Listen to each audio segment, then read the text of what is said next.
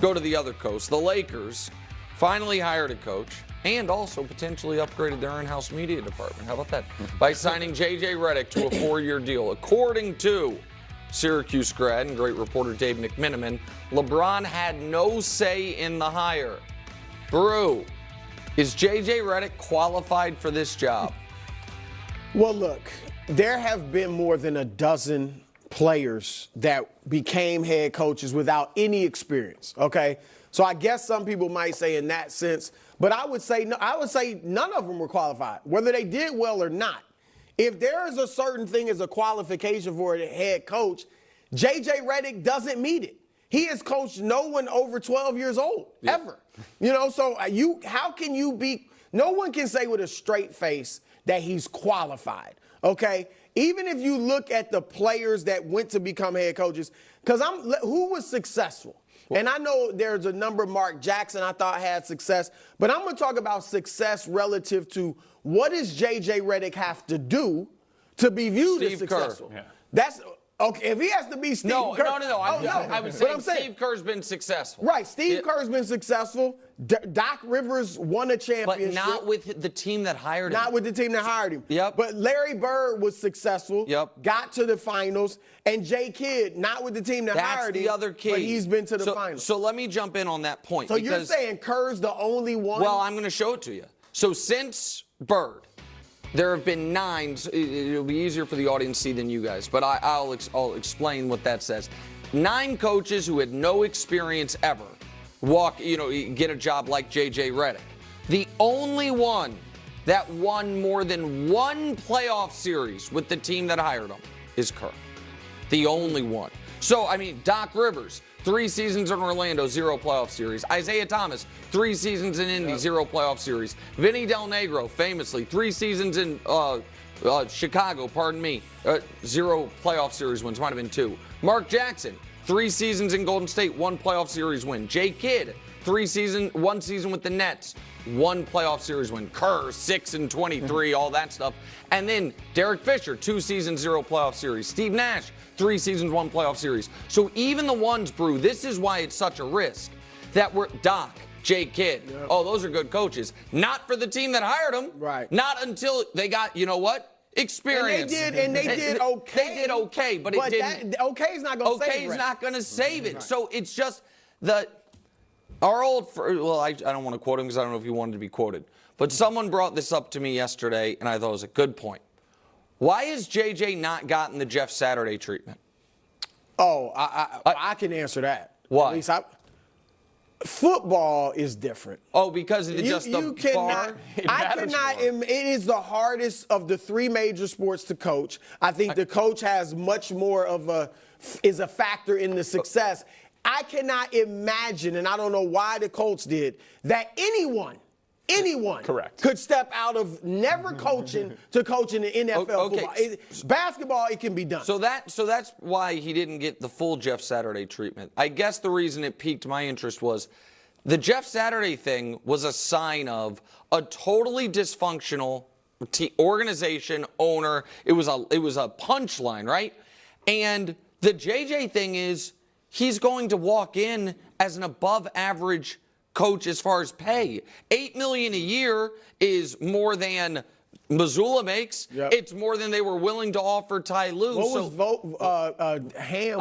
Around 5. I thought Ham was around 4 and Vogel was around 5. My answer, Danny, is no, he is not. So the reporting on this, for me, and I trust the reporters. Yeah. I know some of them. Yeah. Some of it's been weird. Some of it's been pretty straightforward. It is beginning to strain the limits of logic for me to say that LeBron sat back and had no word, no influence. Okay, maybe he wants plausible deniability, but does anyone here really believe JJ Redick is the coach of the Lakers if he does not host a podcast with LeBron James? No, but I don't think those two things are necessarily the same thing as what you're saying. I think they might have hired him because he hosts the pod with LeBron. I do not think that necessarily means LeBron called Rob Pelinka or Jeannie Buss and endorsed this.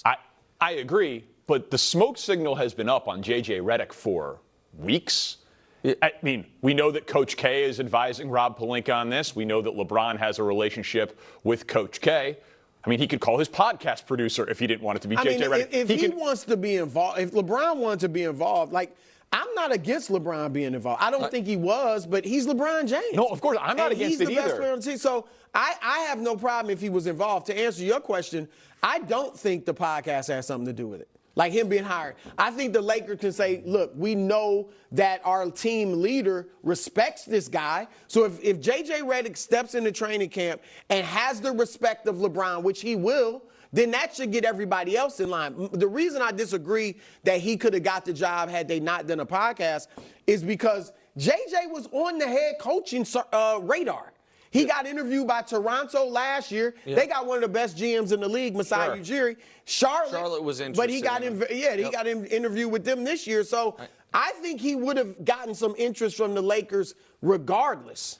That may be true. It just seems to me like if LeBron didn't want this to happen, he'd put it out there. And agree with that. You know, they give him ample opportunity to reach out and be like, no, we don't want it. It was like, okay, LeBron doesn't want to make this hire. He doesn't want the responsibility of it because JJ should be coaching there long beyond when LeBron James is done playing for the Lakers and done playing in the NBA. It just strikes me that relationship is too much of a coincidence. The hire happened, right? JJ's the coach? He's the coach. Has LeBron said anything? I find that a little interesting. LeBron today tweeted a beautiful article, wonderful article about his lovely wife Savannah from Harper's Bazaar. Yesterday, LeBron tweeted about Ryan Coogler. Don't you think it's smart? I don't think it would look. LeBron already knows that the perception is he hired JJ Redick. Correct. I wouldn't tweet anything if I were him. Okay, well, I'm just observing that it hasn't happened. The question is, has AD or any of the other players tweeted? Then maybe they have. Well, I don't even think AD has a Twitter, and he certainly is not tweeting today. Alex Caruso, I don't know if it was a tweet or what it was, but Alex Caruso, there was some type of quote about Alex Caruso keeping receipts and how this is going to help him. So I'm not sure what those receipts are, but the first interview with JJ and the Lakers was weeks ago. How many podcast episodes have they done since then? Like JJ and LeBron have talked about JJ being the coach of the Lakers. Well, okay, all right. We'll talk LeBron here for another moment. In more LeBron news, Dan Wojcicki is reporting, that LeBron is expected to opt out of his contract, but that doesn't mean exactly what it sounds. We all already knew he was going to opt out. Right. The question is, after he opts out, will he end up re-signing with the Lakers? Brew, do you think there is any chance LeBron is leaving Los Angeles? I won't say none, but I think 2%. I think it's small.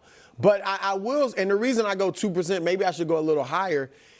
And LeBron, I covered a lot of his free agencies. Mm-hmm. He always plays it close to the vest. Yeah. All right, so no matter what, and that's why, like when Cleveland, and that was his first one, or first one when he left, he did not. They weren't sure. Does LeBron still want Mike Brown? Does he want Mike Brown fired? They got no word from LeBron. All right, he just stayed out of it, and I think that's what he did with this. But he is like even when he's texting with Dan Hurley, he's saying if I'm there.